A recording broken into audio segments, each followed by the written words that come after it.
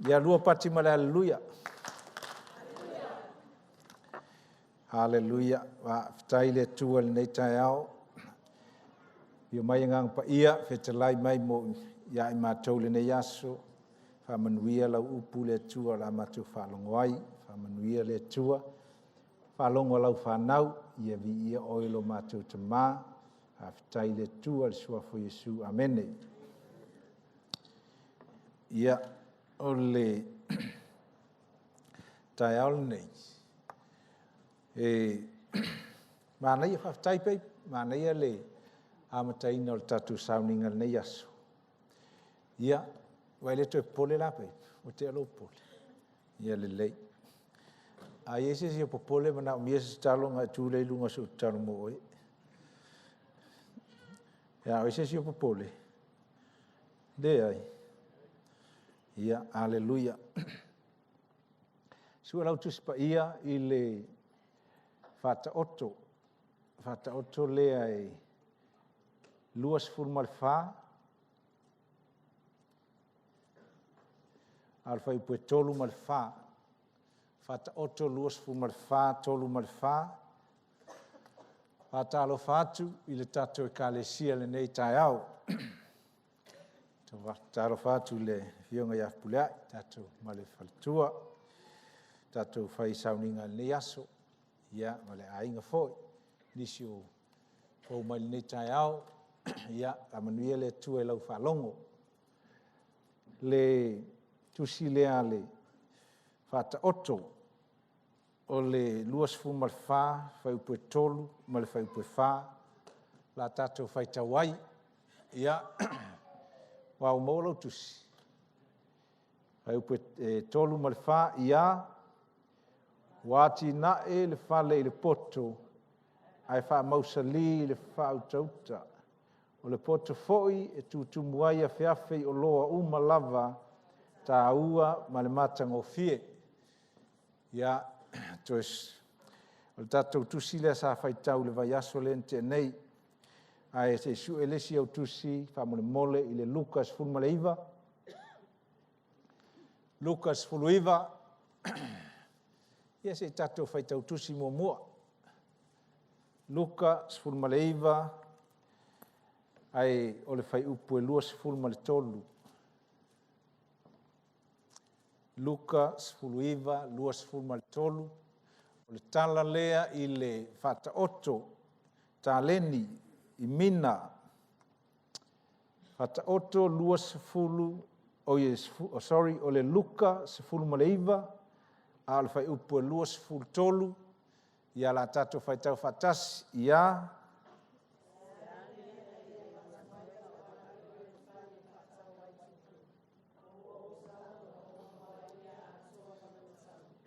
te fai tau ia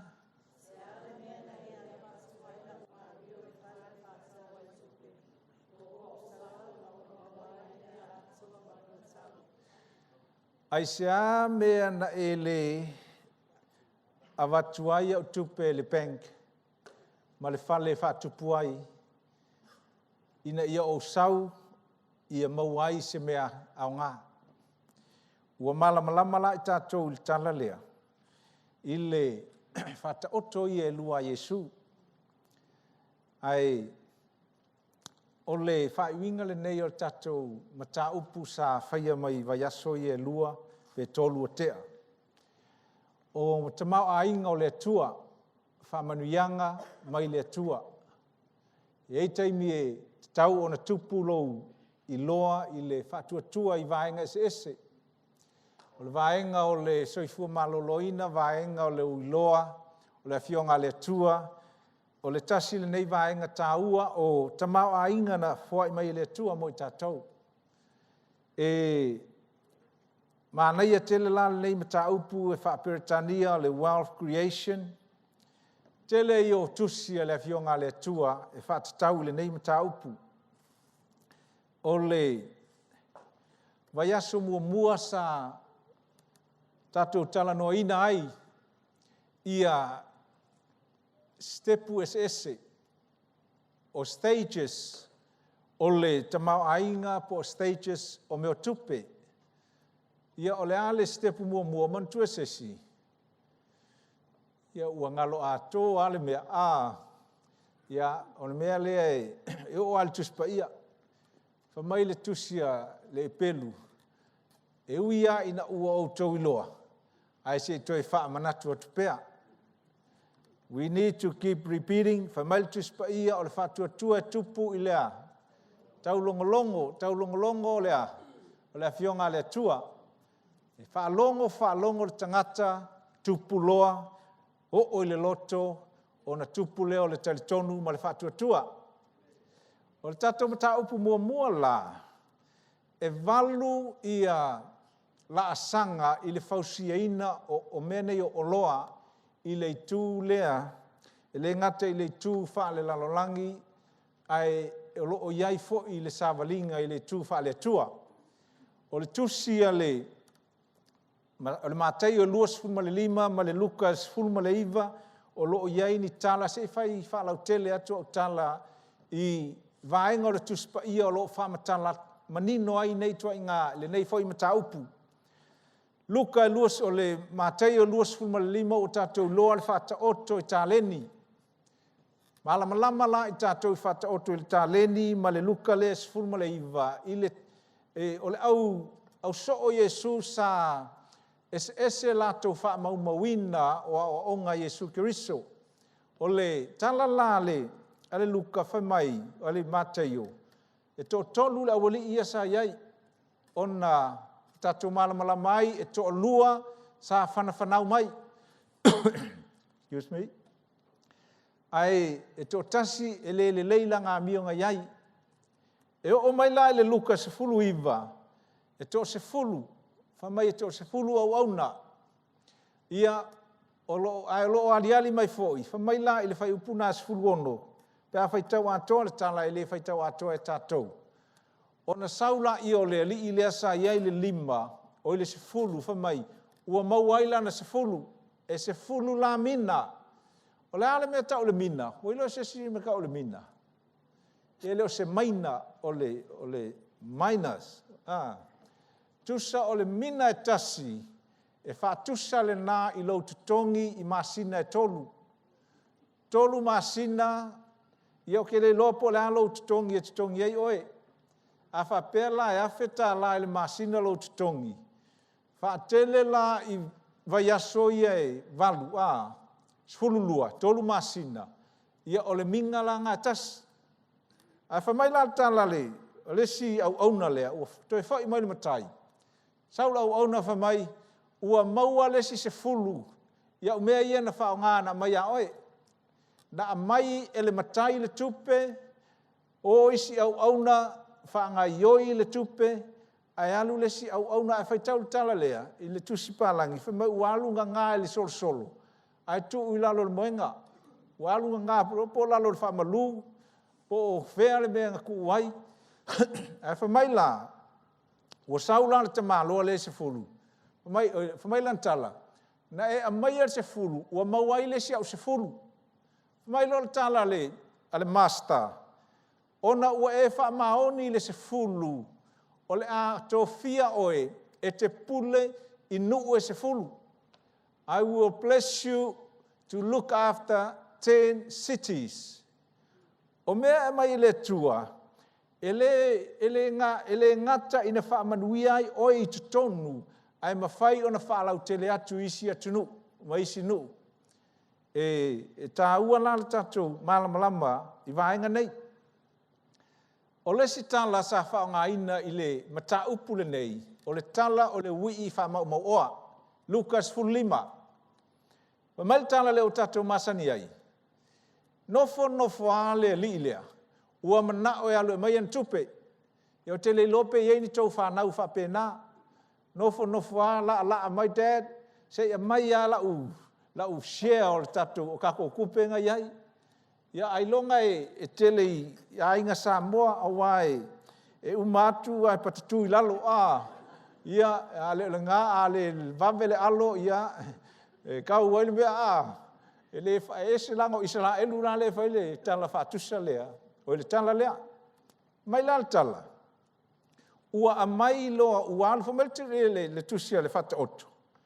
O le tamaloa le lei, o le tangata le lei, a umatu e tuina atu le meo ia tamau a inga mamanuia i lana whanau ma whanau a lana whanau. Ai o le tamaititi la lea, o le ali lea, walu mana o mai anga mea, na mai la le tama, e alu la le ali lea ma le tupe, e alu e wha mai mau solo, o tato lor tala. Ina ua umanga wha mai mau ana tupe, o nei ula ia e whangapua. Tau lor tala. Io e kako ki lo umal na tala. Ua whangapua ala le ali lea, ua nofo, pa mai le tala, astama. Sole. O le mako fale, o ka se maa ngai o mako mea. Ai kele mea lo utama. Ai se va ai le life le o aia. O lea ua maa ai whaatasi ma le au matua. La poa. Ia momo e mai le kiki ua ai whaakasi. Pa mai le tala le li lea. E le anga kele le life le o ke o lai. Ua makua i maa ka ngā ngai ko i ngā ola. O le a sui ngai lo maa fau. O la uto e alu ia mom and dad. Whai ai. Ua au salamo i luma o le atua. Ua au salamo fo i au luma. Ai la tula le li, whamelang kala. Au ane i toi ta ua ua sau atali. Ai ta ua ua sau au napo sau polonga. O le a o ngalue ma le wha maoni. O le mele ua tupu le atali i lea. Ua salamo le loto. Sui le mafau, tūlo i lunga, whaatino le salamo. O le tele, o le taimi o tātou e le progress sai ma aita mao a inga ma manui o le atua. E te whaalongo, peke salamo foi. Ngai koe alu foi la, ia whai alo life kuai la e leisi e tangata. Ia sui la le tangata, sui le mafau. O na alu la ia, whai mai tala le uso matua. Tama, lewa ngatano nofo e leisa umea. Se va ia ke oe ngā ua, le li ile ngā alu wha mai mau mea tatu a inga, a le la asau la atu inatu. Vai vai le bea maka ukia leo fai. Ai whaalongo nei la unga e fai leo so matua. E vali ale ata mata ngā malele mangai o leo so matua. E se asa e whaalongo se la unga o ka ule maka ukia le leo leo so matua. Ai ei mea mata utia ma le sona ta ua o lo tutonu leo so matua. Fa mai le tala le. Altama. Lo watali ie. O a umea uma. O mea fo inga. O mea uma le ia teau. Au e ke popole. O mea umanga. O le ata la lea. O le ata li lea na sau. Ngā alu wha mai mau mea. O lea la sau ngai e koe ngalue. E koe sue ai.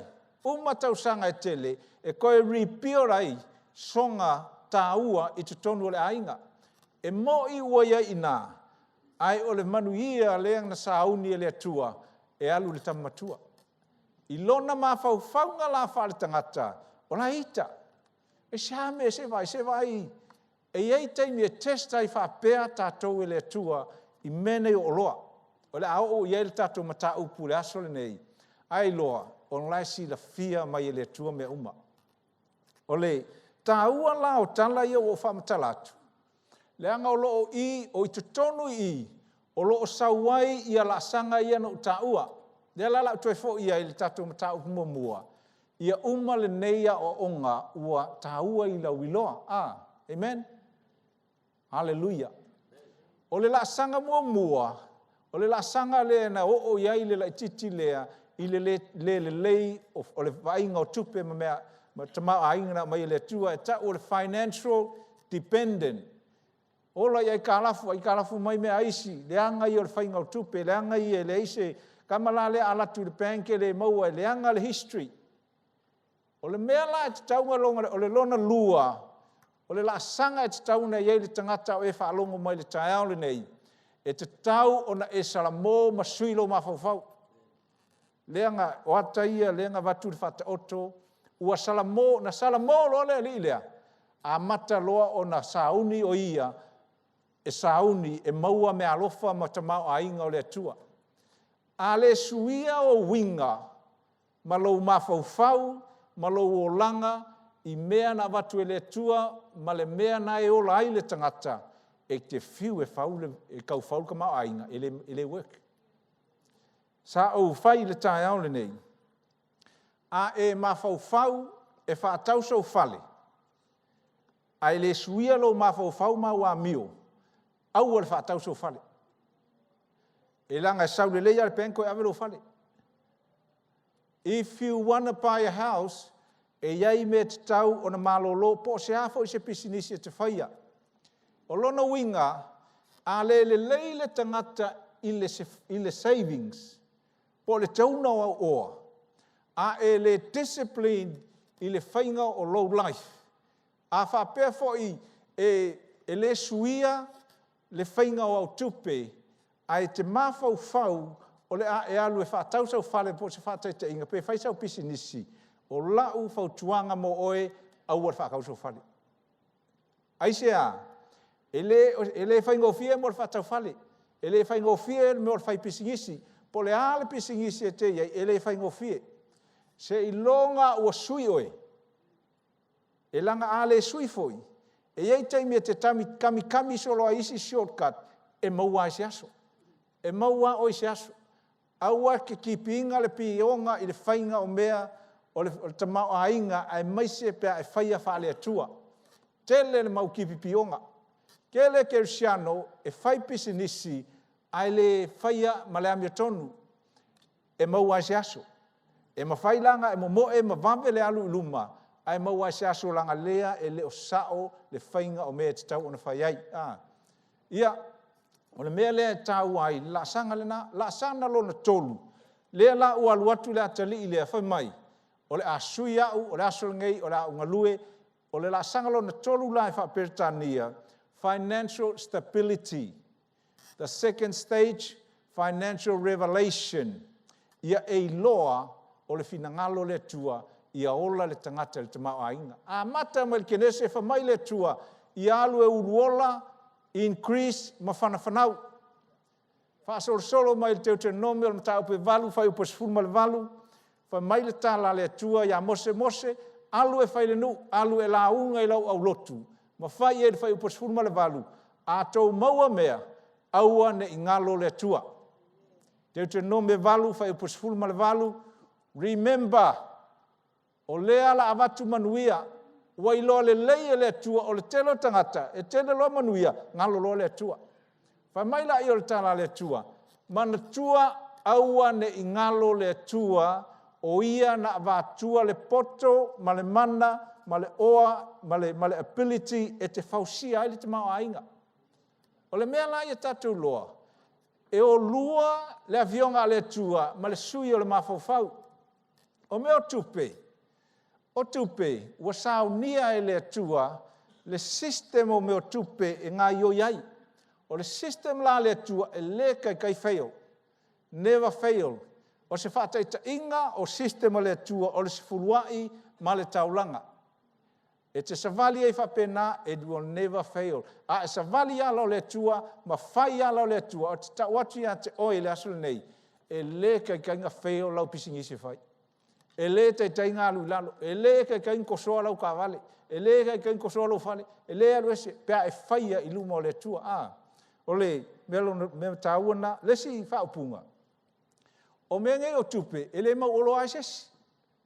Money doesn't make you rich. Langa i kele kaka e kupe, ala ai le mau olo.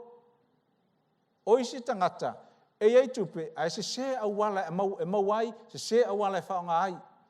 O le tupe, whato a saua le tupe ia te oi, pea ua suilo mawhauwhau. Amen. O le mea ngā whamaritana lesi whainga nua tutala noa. Karua ngeia, te lei loa po wheo alu hei mako kupe. Kangi kupe. Mai lesi tinanga matu tala noa whamai. Mo whalongo le haonga le pomo o le session womua. O maa hood whale. O tilo lesi. O whai lesi. Kangi kako kupe. Ai le loa po wheo o iai. Lei lopo feo ye. E ala ona lei loa, e wha maoni ai, e le miliongia, e le mau meses, i le mele o le telo tupe. E te miliongia, ma e te mau ainga, pisi se e ngā kala miliongia, e se ngā nampas, O le tamau ainga whamanuianga le atua, e sau i le sui o oe, e sui lau loto, ma sui lau mawhauwhau. O le mea la i le tāu o tala ian tatou whaitau ai. Whai mai e kasi les, e lua, kolu, wha, lima, kauar se fulu. O lona winga, e le tutusa uma tātou. A whapea o le lua le anga watu e le atua, wha maongi e le lua. Wha maongi le lua se i o inga wha. Wha maongi le wha se i o inga walu. O le wha lave lave o le tele o tangata. E amata loa, manga olo e osu e le fitu.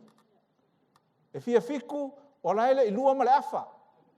O le wha lave lave la nga, la wha yatu la utala lea.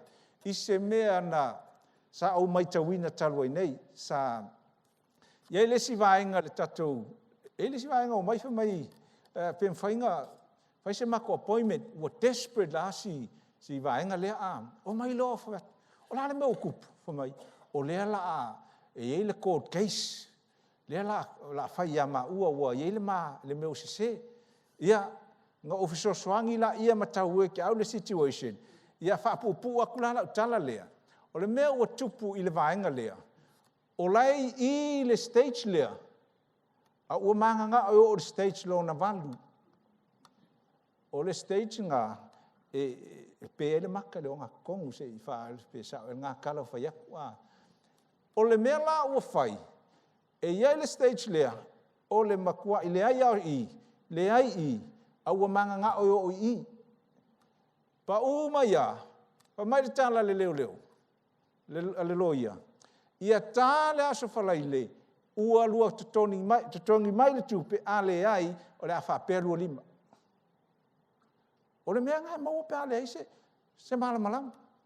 Whawhetai la i le atua, na vave o na salamo, ma tamoe i le tamā. Tamāe, ua o le loa lau mea ua whai. Wha māngalo mai, ia alatu loa le tamā, koe kaukalakala ia mea ia ua langa ke le ame whapenga. O le kele your situation, ka ke arua ka kalakala, rafo le ka o le mere wha maua i leo lima.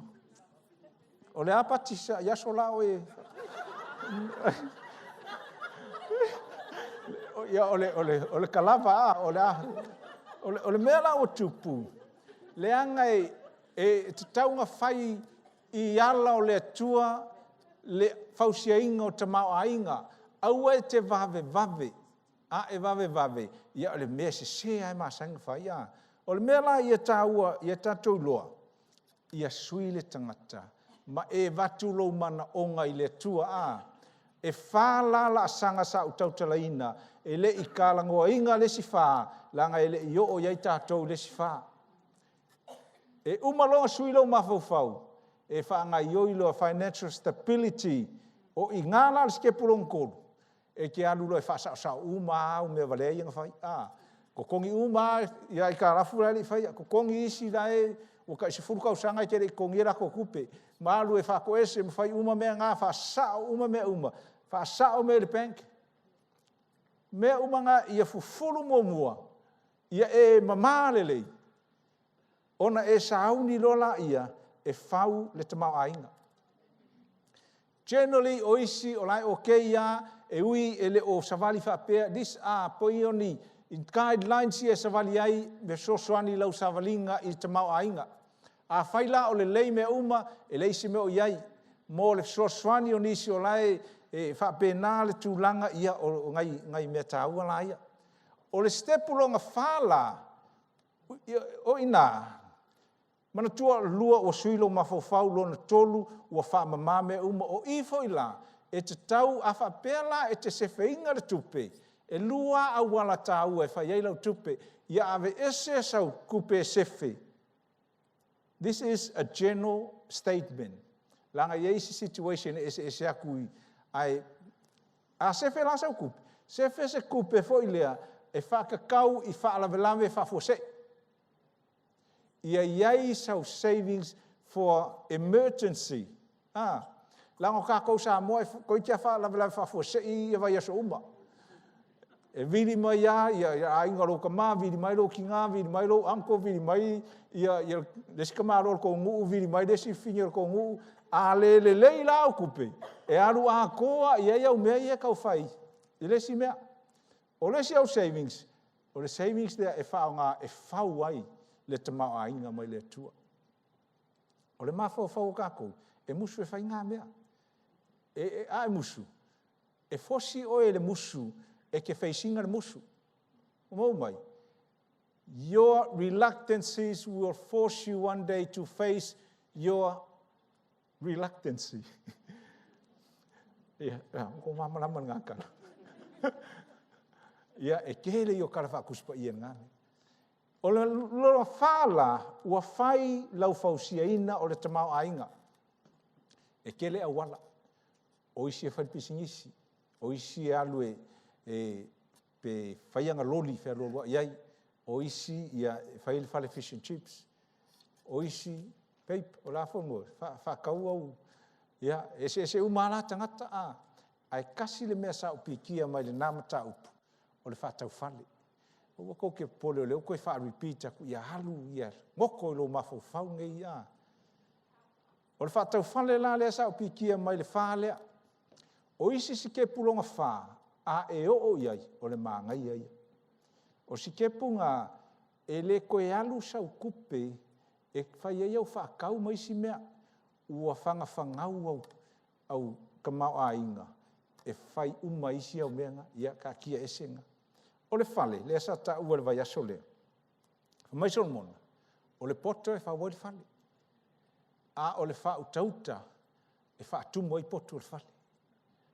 Wisdom builds, knowledge fills. E ale ai lasa o i loa i tutonu o whainga o whale. E whainga tāfo i la. O whaakau whale la. E leo se mea whainga o fie. E lua vaenga sa tā ua i le vai aso lea. O le whaatau o lo whale mua, the first home, po le whaatau o whale e no fututongia isi. Your home and your investment. Investment o i e te whausia ile o loa pea whapewa e pikia le vaenga lea. Sa tā ua la, e le ese taimi e whai ei mea whapea. O maua, sa whataita inga. Sa sefe le tupe, and we bought 2 houses, lua whalenga whaatau straight away taimi e tasi. Ia a e whapea la le leilau savings, e ke o fo i kūranga ngā, mo fo i leo les, a se tu mai li tato mata upu. A e mawhau e whao ngā, me o whale e whai mau whaunga o loa o le tamau a inga. O le mea tāua e kolua me pito, e lima me tāua alen tāua le vaso lea. Mua, wha mama le le ia lau life. Wha mama, whai se savings lea e whai au whalave lave. A uma lo le savings o whalave lave. Aua lo le koe ka apa i lau savings lea ra whakawelo whale. Can we do that? A uma lola uluafe por ko uluafe la nga sefe e fai ai fala velave. E siria ku lol ko fala velave. Say no. Ele ko va ko so ku danga lela fa pu ko fai lo fa. Ma kua strict tama a ko fia fai per ki nga fai ai adu fa o nga per ai wo pea a ko umor ko ngor fa. O kangi pea. O le siti nai manga oi. E ai le ke lo, e le ai ma se le anga o kere o pea. Pea la ua whangau au tamau ainga. Amen.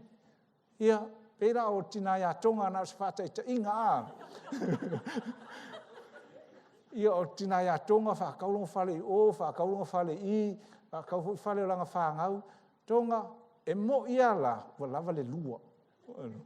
Lua le vai aso, wa o le tala al tau a inga, e tasi i le vai aso, e tasi le aso le pea ke a lua aso, le wa ova aku ngā kala, le sao ngā tala tau. A le winga o tala. E ke a makaloa, kipi uma isi mau.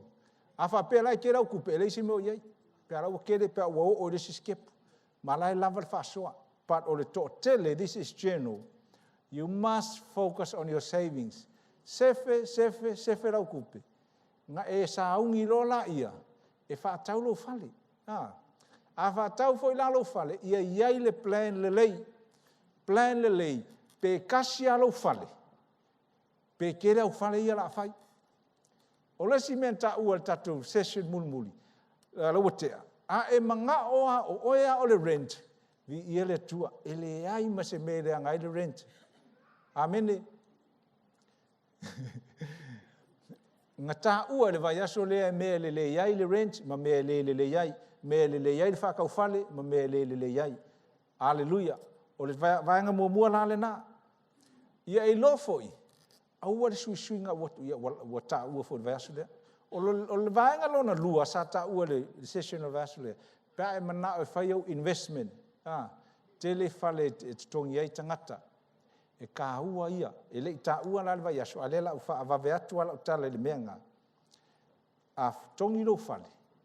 Kongi lo fale ua ke le value. O nga wha o ngala i e whai ai isi o fale. E mwhaina e wha o ngaina. Ai, e tele a awala. E depend fo i le meanga ke iai. Ai ai me tau le whaatau whale, e tau le whaapalangi o le hot properties. O e le whapeo whale vevela. O e lengi whale vevela. Ai maua iau deals le lei. E ma whai fo inga e tilo i so whale fau e whao ngā. Whai ngā tāo tua i ngā mea ia, ai whao ngā e tangata whau. Fausia ina meo aseta e dua e sua ela ko fale mua o le deceased o lono winga o ila toia o maliliu e ke ai la ngia un mentors mangi network o tangata e te malama mai e ka ua i o lo kongeki isi tangata ai mai se pe ai sa network of friends o le network o lo iai tangata fatau fale po ye se loia po ye se penka pe ina ta ua o lo le tatou o iai penkas le leia le tatu e kalesia te sosani ate. Oi, a whapela o tiol māneia, sa mao i le vaiason te nei, mao make whaka i kai. E le whapela mao whatau se mawhale. A se koe taste le makeki, mai se singa latest understanding o le market now. Mao le makeki aku le si whale le tui, le si ngu le koe i. E tolu e kar whale lea. Ai, whamai le tala le 18, o le ahinga lea, e le 11 na maliu le tamā. Ua maliu le kamā, ua mana o loa le tina, o le awhatau le whale. E tau le downsize, la alu, aua fia mga o sikamai whale. Ia, a le whangua lea, e koru eka le whangua. Lima epe whapoku moe le whale la iai, o tua e iai le whale ka avale ke lea, ma le si fale peise ka mai shed ngai se granny flats e iai foi ma le si entertainment area e iai ma sitting room ai koru poku moi iai uma koe a se retreat tem fine o fasili aku le fale ile te maloa ai se ame ua kaungofia ile ako se milionga o koi ngā kaunga ma koi kaunga ai 3 acres almost 3 acres fa mai le talale o se tinale iai ua maliu lona tolua a ua mangao I quickly get rid of everything. So that is a very hot deal. If you look for a house, look around those areas. O le si mea, e ka another D is divorce. If o le whangongoa your situation here, but these are gold hot deals in the property market. O le divorce, o ngali ifo yo kekea, o kamalanga, o le maanga ia i o tio. O mawhawhau pēa o ku e hia mea o kou pēa ua. E ke ua whainga kāke rem, ke ua se si busanga frene divorce. Ai se wha makala ku pēa. Langa ole, waso mala ma New Zealand. I le mawhale muli nga mai ai, nga whaatau i le hot deal of a divorce. Nga whai mai tala le si vaenga ngā o mako group le ma te masangi mai. O si ungali i le i. O le la whale lea ua te tea. O le mea la iengi ma kua misa le ungali. Misa ma kua i le fia va ai a lesi lesi. Pau ala le mea la mga o le fingi. O le whesa ngi eiro pepa. O le kau ai aluai. O le kau ngā. Kai minga ua o onga whalongonga o ka ngaka i kua i ngā wavevela a. Wavevela le koko o lesi lesi. Ua le kea ai la ele kau la alua le whale. Ai o le kangaka la o le investor.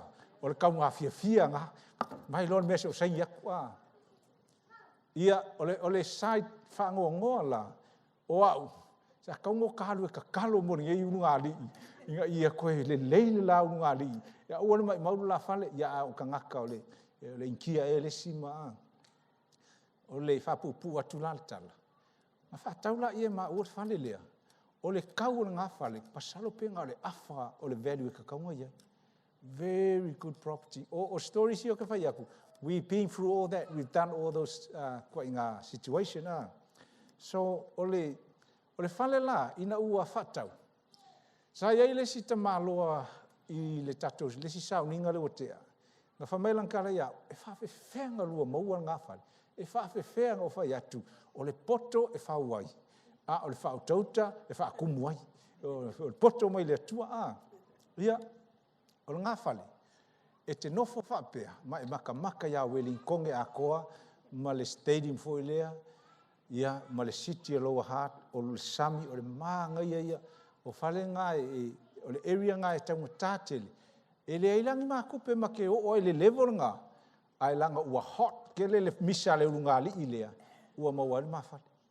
O le whesiri, o whea kei loa i ngā mea, ia mea ngā ka o le networking with other people. It's very powerful.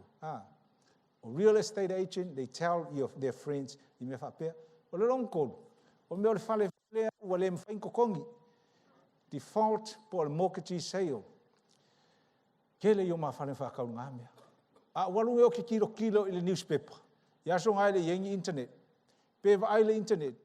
E wha misi umai se whale a su a pe ele upulea mortgage sale. O i ngā la, ma ai e kele kamanga whakau. E si no kupu pe. Ia. O ngā hoi kasina e le kele pe 5 tua i ngā pot deals e mawhainga e wawa iei. A whatau fo so whale, e ila le si tio ngā if you can negotiate ma se tangata. O le mā whale la le iei nei, taiming e Forest Lake. Ngā whaakau i le situation e nā, mea ngā tā wale poto ma le malama, wisdom and knowledge. Ngā whaakau through the agent, a langa e ei fo la le si me whai. Ngā ukala ngoi le owner, you can negotiate past the agent, get straight to the owner. O le maalia la fo i la ngā mea. O le kau la le whale ma kua i kaun kā, ngā pa ua i negotiation. Ma whatau alo ma le whale lea, ai whakau mai le internet. O le winga o la utala leo whai atuai, le tāua o le poto mai le atua. Male malamalamba. A le aise malamalamba whamari tuspa ia, ua whanu le nu, taluai le aise malamalamba. Ua umaloa la, o le session ngā last week, ia o le tatou aso lale nei, ia ua le popole o le ua, e vawe ala tatou mataupu. O le mataupu le aso le nei, o le poto mai le atua, ma le whaavai e te whauai le te mau ainga. The foundation of building wealth. E korua me fia si atu mo i tatou olo la i e whali tatou lunch. Hallelujah. Wow, kou le lava. E o le sauninga le ngate, nga o avatu se ava noa inisi e fia whaiangi latu fasili. E le masani eina whai tatou sauninga. Ai mahia ngi avango a whape anu tatou mata upu a fia ia i sau fasili. Ia e pure aka kako sauninga a. A pasta wili. Whai kako fasili a. Ia, e māngaia. Ia la sau fasili ia sauni whai mai sau fasili. A lese i whai atu la tatou vaenga lea. O le kerisiano, o le finangalo le atua ia e ola ta mau ainga. Ese lepo. Finangalo foi lao le atua, ia e umatu lo taimi, ai pasi lo ta mau ainga o le atua na vatu atu o i lau whanau, ma whanau o lau whanau. Lo na tolu, ia whaia wha le atua me uma. Amen. Me ngai awar vave, awar kipipi onga. Langa ia le taimi o le atua i le whainga o mea. A whaila le taimi o le atua, o le fua ia. A fua foi ngā, e fua e fia a iei ka ngaka. E lei fua le kei leo ngā ke le ai i le tamau a inga. Ai lei fia soso aku le se sia ke oi, i lou leo kele. Langa o isi o le leo ke kele, ia pea kele mea. O le ngā, ia. Mea ngā e whai uma me uma, le me kia kai whale. Hallelujah. O le mea lai whai, a maua mai au tupe, e tolu whaavai, e whauai whainga o mea. Whaavai mua. When you get your money, whapela le koa a maka oi, ia te tongi mua le tua. Pay God first. Whaavai lo na lua, te tongi oi, pay yourself. Whaavai lo na tolu, te tongi isi. Hallelujah. Ko whaalongu mai. Whaingofia, o le kele i o mea awa kwa i o whaingofia inga. Ngā le kolua me e manga kua, e ke aru ke whaingaruenga, ke whawhau whaisau whale, whawhau whakera o whale, pe whawhau whaisau whale o loa, pe whaisau mua vau, po le ale le pisi ise ke mga oai. Mga kua me e kolu. Wala vāna ngā. A overfoi, ua ele mangkose mea. Hallelujah. Ele fau le au ina o tangata e au nimi tau, a ua uva ai te leo tausanga. Ke le mako i wha mangu ia inga. E iei fo i la taimi e testa i oe, e le atua. E iei fo i la taimi, se wha longa mela, e iei fo i la kaimia, e ke le au loko leanga. Wa e fei loa i maskaka loko leanga. O kou wa ai mo mor kaka loko leanga. Ko ke fia manga o mia se wha makalanga mor kangaka loko leanga. Ia la le whai kua i ke ua ia amen. Ia e alofa fo i nā tangata. Wa fia wha makala kua winga mo le tangata whapena. Ia ai i ke uko i lusi e le kako maka upunga i asu. Amene. Tolu a wha wai au mea. Wha mua Foundation 1. Wha mua le tua. Pay God first. Maua mai lolo ko kongi, o lele kau whai lau savings.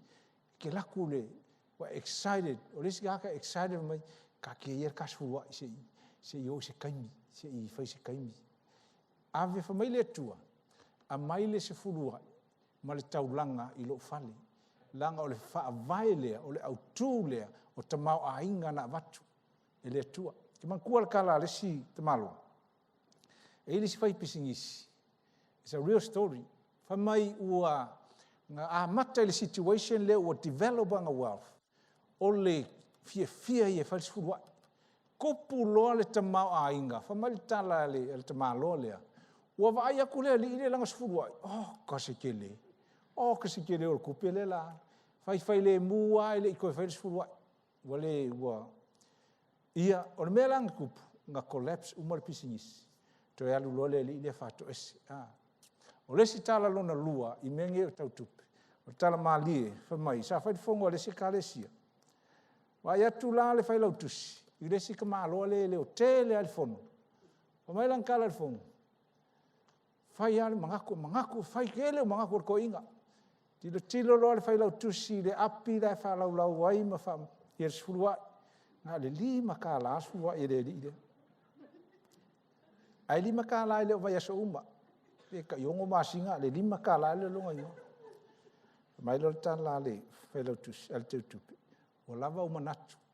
Nga lima ka lai lo sulua. Wa lava lo. Ya o tana mari fu na tala ya. Ai o le me ka ua. Fa mua le tua. O le principle of giving. O lo foai. E ei tangata e ei le mea lofa wha le nganga spiritual gift o le foai. A o tātou a wha pele o iei le spiritual gift ngā ia te oi. Whai mai le tua tātou te foai umapea. Hallelujah. O le foai la i le whaasolonga i le mele ave le tua. O le masangi a le tua. E mailanga upu. Mua e mailanga upu. Lona lua o ngā test le le tua o mea. Lona tolu. E whaatali le atua pe te pot, pe te o pei, pe te o stai. Lona wha o na reward o le atua. Release mai mea le atua. Kele i o kala tuspa ia, la tatu le o uma iai. Mai tai ngai tala laiti, mai le atua ia apelamo. Apelamo, a mai lo atali. A mai le me piko sili nga pele ia te, a mai lo atali, e whai mai iai le tauranga. O le upulanga le atua. o le mea lona lua, ua teste le tua apelamo. Ai whamai apelamo, o kei le tua, e uia inga whaingaka, a le lau latu. E iei taimi a e whaulau te mau a inga, ke le o teste sau ia te oi. Ke le o lui, e o mai a te oi. Ina ua usitai apelamo, malitus pe ia ngā wala au mai leo le angelu, apelamo lea lau o lolo lotu. God always tests your heart. E kele awala testai. Ona, whai mai la i o le tua, o le a o foa i atu ia te oi. Leanga o le nā, Jehovah Jireh, God will provide everything for you. Sau Elia, whai mai le tala Elia, walu wa whai ili, whai mai le tua, Elia, ke manga o ia ke oi, e le mele lau whatu ia te oi. E ke sau i le piko lea, i le a lia lea, o le a o tuli atu le o leva, e whawhanga ia te oi, sau le upu, alu Elia, usta i Elia. E le leva sa whaisko inga Elia. Ai pēre vai. Ngā le pēre vai whamai Elia. Oi, prana mo kupu. O lala o whaatali le tua, pe o le ato e sola Elia le menga sa wai, pe whaatali mausta i pe le upu le whai le tua. Mai le tala le tua, Elia. E ei le whawhingi e lalei o lei. E lopo master ne po whengo foi. Alu iai, a e laku la le whawhingi. Me whai le kara le whingi lea, o stai Elia. O na latu le o Elia le whale lea. Mai kara le story lea. Watu Elia, ia tina, se i whai maisa ka breakfast wha mole mole. E whai la le tala Elia, o le ua test foi Elia le whingi lea. Ke le kaimi e test ai o le tua. Ke le kaimi e test ai o le tua. E te uloa. E iei kaimi o lo fia e test ka ngaka. Se i ka wakula o ka mai sikwe le mo i tatou. I love testing people. O e isi kaimi o ke whaia ukala isi, whaaika ai, on purpose. Mo ia, I'm just confessing some, I think it's a good confession. I've done that many years. E lai kuspa ia me kaung whai. E la kaimi o ke waai e tangata, au, ngo whapepe whai era ukala le, ke ua koe whai akusa ukala sikami. Whapeka ko ukala uma le la teste lea i le whai test kami uma. O le tua la whapena. O le whoa i la le sifurua i ma le taulanga. Pau leo le mea. Whamai le tua. A mai saula test mai ya. E test le tua, e alanga test le tua. E sauni le loto le tangata. Pe ngate talia inga, pe ngate handlinga, le si levo tamau a inga la sau. That's why God tests you. Lesi mea, e test o le tua, pe te whaia mea o le tamau a inga, e ala iala wha le tua. Ma ua, ke le o test ke le ngama whengai ai, we have big test. Nga o whai lesi te malua, i le malanga le ngalu Darwin, o test ngai o ia te oi, you will never go higher in the things of God, pea e le manu malo i testia ke lua whailoai. And finance is one of the biggest tests of every Christian. E iei le mea, iei taimi, sa iei tangata, they accuse us of finance. Ai uma ea, whamai le tua, o le mea lea, they are testing, o le ki apolo le wanga ioi mai, they testing you, beke prepare to handle more wealth that I prepare for you. E kei loa, o tanga, venga o whea tuai, e kei mea loko leanga ika ngaka ia oi. Aisia, loko leanga o maka ukia lo lelei, maka ukia le mamalu le tua o whaali ate oi. Ina ua uma le ngā test, ua makua i maafa kia ki apolo. Mea ngā ia e o sai i test, la ngā uma le test, e saula le reward. Pa mai tala tispa i o makua i matautia le kenese luas fumal wha. Ua sili atu le matautia, ngā laku isa ako, whai mea ai o mai lau filiskia, ka kangu uma ia mea ia sua e lunga le atali o apelamo.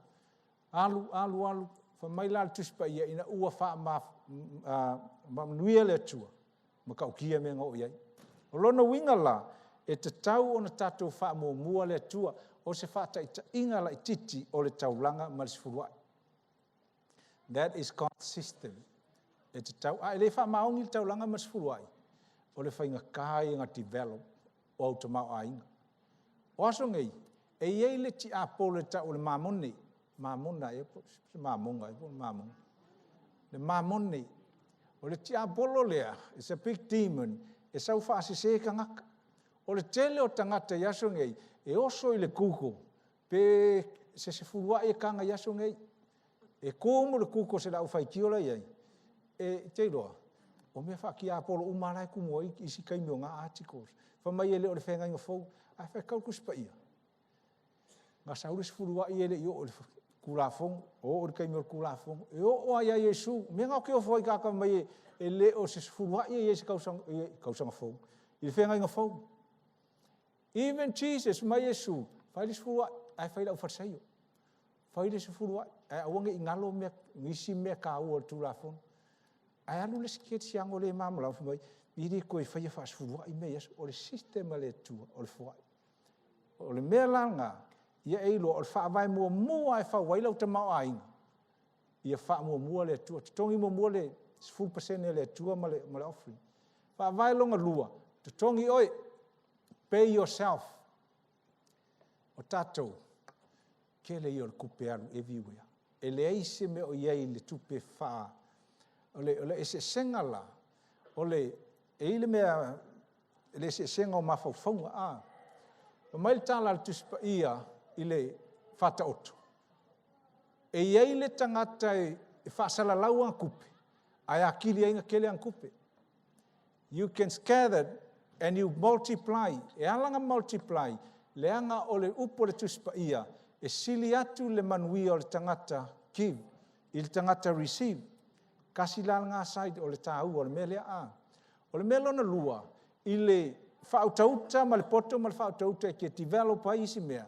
o ilai wasola la fa tala le nga fa uma la i o tatu tau sa mano nofo ma helen fa makala kakala sio le fi fa longo fo is ya nga fa ilale mo fa makala so la va nga momu ai le fa makala le si va nga momu le ai ma fa ponga nga ta o fo is taimi o ke le o ma savings ma olo ia ma ko helen ia ma mai lo to ina ia ule au lua ia ale ainga la le si ko lai e manga o fai ponga fa pia ia o fatu le ia helen ia fa mon moli e fa ka fa ponga fa pia ola vai lang lai ke o ku pe fa ka ka fa ia long story short fa ia no fa ponga fa pia ma fa ponga nga fa pia ke le amoila nga ke le fa pia ale me langa manga ia o ke ro ka kam so swangi ma fa ponga fa o ai ala fia so me ia sumai kala mai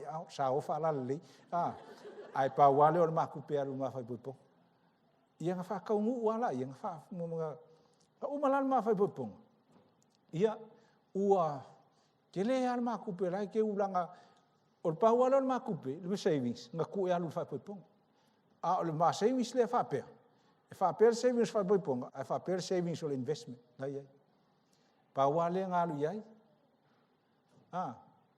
o le mea langa tupu nga umaloa o le already o le kelela ma investment al parle o fia matu na o fa manatu atu o le tamau helen ele o se o lona le tau al malama o le toina o le makoi makau kia ile mele o le savings ma le fa maungi kupe o le makau kia o ko inga o le wa maliule ya o la vai la ia o ka se fa maungi o sa ke o kupe o fa kula ia moila o ia ile ia hele o la le ke o kupe fa kala hele mo fa nga wa o ke o kupe o ka ma le la fa lo ko le fa lo ko ala ke o kupe o le fa maungi o ko inga kupe fa maungi kupe le loku fa maungi anga kupe mala kupe ia o lo le sias o ke la ku fa lo hele o fa ka mo ka vale fou war going o le flash o le first ka nga ngo vai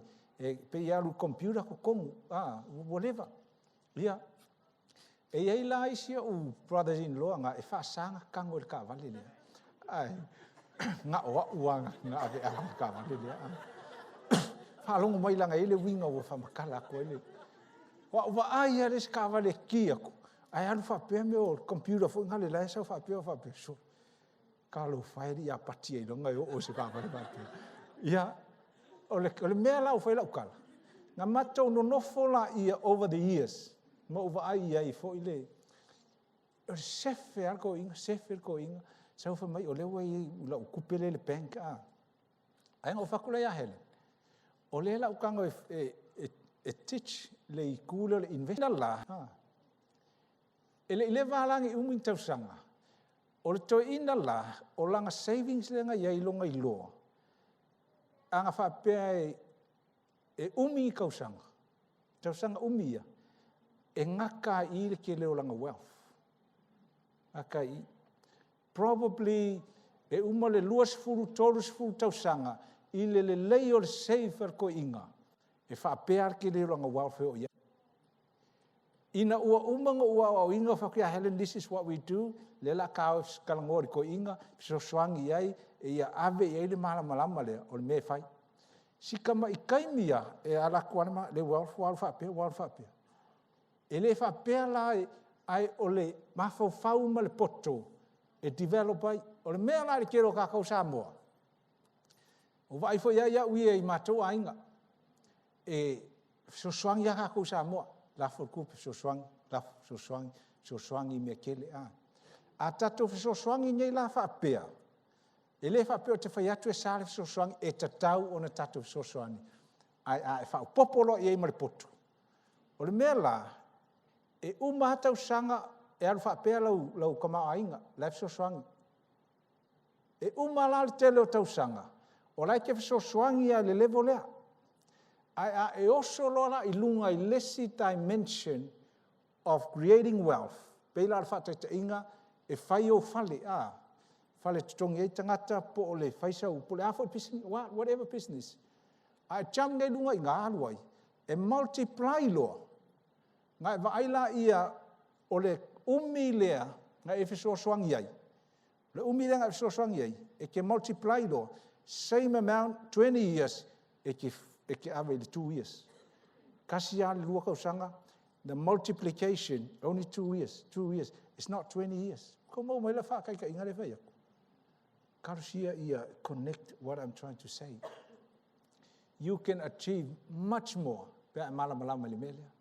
Instead of years of trying to do the savings, small, all that. A wha pekele o kongeki kele la ukala le whai aku. Ia, so soani mai le nganga pa ia ele whape o kako umai, a whape al tasi I o tasi anga ia. Wha mumo le tua wha o longa lua la, wha mumo oi. A wha mumo oi, e whailau e te whausia ina le o loa. E korua ka mai rules o lo i e tonu. I le stage lona lua lea, mua. Ia e sefe, save to invest, to multiply. Auange I whaongahalau savings. A whapera al wha, de wha tauso whale pēs whateita inga. E sefe rora u kupe whale. Aua ngai koe aia lau kupele. Amen. That is the law of multiplication. E le ka kainga e multiply. Pea e whaima e kango ai lau savings le whai lau whale. O ke lois ka kai whapenga, e le umia, ai koe ofa o ngar kupe. Mea ngai uma fia kausang, e le iase mea. Ngai wha moe lea I e whangau. Ia ala ua whain kāwhot ngā, it's another story there. Lona lua, ia e taua tula whono o le retention, the law of retention. That means, koa e wha o ngā lau seed lenga tuto, pea ua whanau lau te mau a inga. Sa whai la lau tala. E ei la taimi ua o le si le stage lea. A o le tangata le I, which is e le leanga, e maasangi anga wa e manga o ke fia o I. O ke wa ke le ala I eis kaimi whapenga. A whapea le o I oi, aua e ke oso I, e ke pa ua I le wa. Amen. Langa o ke le haka kausa mo, o le fia oso I e I. E fia oso I. A e le komo se meo I, po se meo I, ngā wailo vai, langa laua e fia kama mafa. Ai le anga whai ar mele I. Ai ke roa kala lei. It's not too late to start. A maka le mua I, musa le mua kua I, wha mua le atua, wha mua lau savings, wha kaulo whale. Alu alenga. So the first key foundation is God. Number 2 is yourself. Ele oisi mau mea. Fa mua oi. Ka mua oi. Ngofo I long I kongo le valele. Ala alu le valele. Fa mai ala kala le kenye fu ngale fa mau nga me. Titiro mai. Ya, olo I pa mai lau mask. Fai mua lau mask. Ele I kango rescue kangaka le yo kalangi. Pay God first. Maungi taulanga masfulua. Pay yourself. Save your money. Langa I kemi o ka koe alu kupe everywhere. Everywhere. Ele yasi mo yei pe ala lava le fasoa. Imagine if you put that amount to your investment. E multiply lo lau investment. E mawhainga soangi le group player in a very big way. Aya ele fangau le investment, you can only help 1 or at least 2 groups. Amen. Wako feika e ya uka kumkau. Aku be fa pe mai fo no. Le ai. Ya, le la uma tato. O le ske pulongko. Pay others. There's a foundation longko. Lava fa vai e kian mo ile solngi. Tongi le tua, mai le kua o sulua I ola kupe. E ke misi lo inga. E whainga kaha I o isi le silua le soa. Pay God first. Pay yourself. Develop something. A ua kuai fa pe alesi o makua. Fix kamaiki. Fix kamaiki wa ale ai. E koe repeat fo e kamaiki. Uma kung kongi fala le inkia, uma kongi fala inkia, kongi fala le sainga, uma kongi fala sainga, kongi fala le Samoan le poko, ya uma kongi fala le palang. Fix it. Fix yourself. Lona tolu. Fa umal tatu matau. Pay others. Esele. Fainga kalme ele ole. Kele o pili. E ke o kei lo le peinga oe, the middle one. Nga e kango le ka kipi uma I lalo mau pili ngai ma mea ngai ki mga oe, whakau. Mo I la kou lau o kei as ke stage la iei, e leisi meo iei. Enjoy, you work hard. You can enjoy it. E whaalua nga ma foa ini, we gave a gift, which is we gave over $100,000, 2 gifts, twice. Whaaluanga mafoa is le amount le o le sili de se lau afe ka la. O le si gift e se lau luas fulongo afe, o le si gift e se lau se fulu afe. We gave away through other means. O inga, e whangau wai le taua, the generosity. Ai whai mai foi, whai lau foa, whai le foa I le me, lai fia ilo loto. A whai fua lal fua ai, whai mai, awange I loa le 5 lea, le fua I le 5 lea. Fua ia, fua I ngā wha le tua, E iei fua ila, e o kere wha kua fua ila, e langa I kei me, le pera ngai, I'm sharing, langa as a testimony, e pio rai le wha tua o tangata, o lau tau tinonga. Ara vaenga rong tolu lea, te wha malosi atu, e kipi lalo I ka lafu. Pea ke le a 14. Alu ese mai ka mai loan fo I le maulu lunga I o lako interest. A e loa la iei nisi o laike ai tā lafu ai. A ua e le mawhainga tutongi. Sa vali ai kalangoa. Wha mali atu.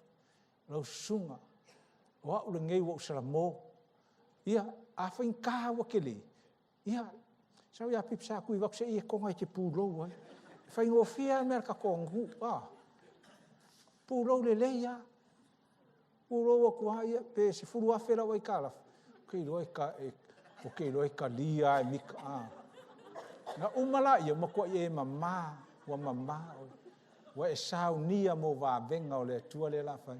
Wha mamā, pay others. Pay God, pay yourself, pay others. 3 foundations.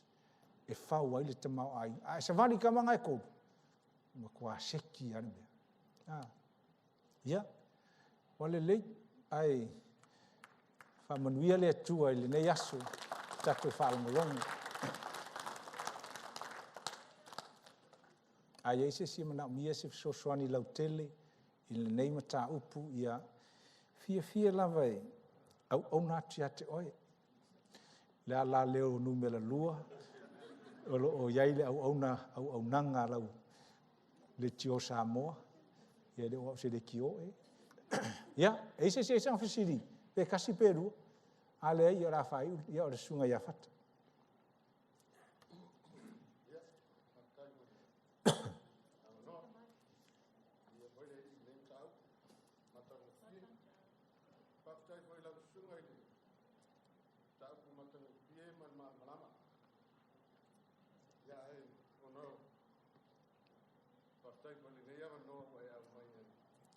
Ana ia foi nei mata upu e tatou te fea i foi ma le nei ava no matongo fea mai tatou te fasili ai. Men. Ona e le maua pea le nei ava no i tatou awa onga ai whaftai i nei ava no o mai e tatou te fasili ai foi awa ale whalawa i te le ino nei mata upu.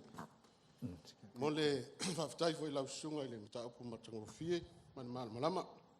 Ia ai o se fasili foi e atono le tūlanga lea o le peo na e saunoa i le sfuruai ma le fuai ia atono lea foi e peo se mata upu e lunga lalo ai foi kirisiano ne vai tau ona e peo le sula i lava e o le whengainga tuai ia e ele o se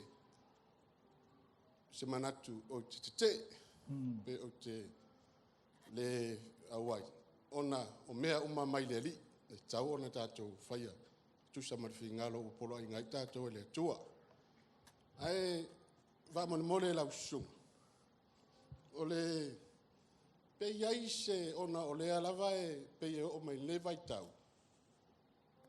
e iai e lua me o le fuai ma le sfurua o le ai mai tau e pe e fai o le sfuruai o le stangata e tasi alo na lafo pe e fai fa sfuruai ia ai pe ois e fai fo inga le fuai pe ia isa fa inga o le itu alo pe te tau ona fai uma le lua pe te tau pe fai na tas ai o le nau tainga o le atua o le fuai mai le manuia mo i tātou e au fuai ona tātou fuai e tusa ma le manuia o mai le tua malo pe ia isa fa inga o le itu ia malo to e fa lama mai le avala pe ia isa fa inga pe wa le pe mai ta wa foi e o fai acha pe o le ta wa e tasiala u le fuai le fai ia e le fa pe fai le sfuruai o tusa o le ta uma o sfuruai ma le foa ai tasiale e la ia pe te tau la ona fai uma e se le sfuruai ma le fa lo lava o le sifta problem ia ai o le sfuruai ma le taulanga i lua me ese le sfuruai ma le taulanga o le sfuruai 10% valongo mai le ese senga sfuruai o le 10% o le sifuluai la o le tupe le tua e kako ki whalongo fuma le tupe le tua. Fa mai le tua a mai la tupe. A mai le sifuluai i le malaki le tusia malaki. Ngai tā ua fa mai ua tau whaoa umea ua tau whaoa le taulanga ma le sifuluai. O le se senga. O le sifulu a mai lau tupe fa pe mai lau se lau tā la. O lau se fuluai o le sifulu pasenga o le sifulu ka la. O le sfuruai le nā. O le taulanga po le offering. O se mea ngai e ese mai le sfuruai. O le mea la ngai sau le loto malie. I le lua le koronito. O le mata upueiva. Ngai wha matala ai wha mai. O le taulanga lea e te fuai ma lau fia ma lau loto malie. Wha mai la le whai upungu i le lua koronito mata upueiva. E fuai atu e le atua ia seed to the sower. O lau foai la, le tūlea o le sfuruai, o le taulanga. O i ngā le luluai lau seed. o le se fulu ai, e le o se seed. Hello? E le o se fatu langa, you can't sow someone else's money. Your seed is your offering. A wha pēr lai, o le mea whulalanga, le wha alongo sau le loto malie, o le fulu ai, e le whaia se loto malie. O le langa o ngai testa i le tua, le hato, le tangata e lau stai, ma lau whai o le se fulu ai fo i la, pe o a per amo, ngā amata mo i le amatanga, o Isaako, o lana whanau, e ala whapena, e whaingo fia lale, e le ngata i ngāle me o le whai.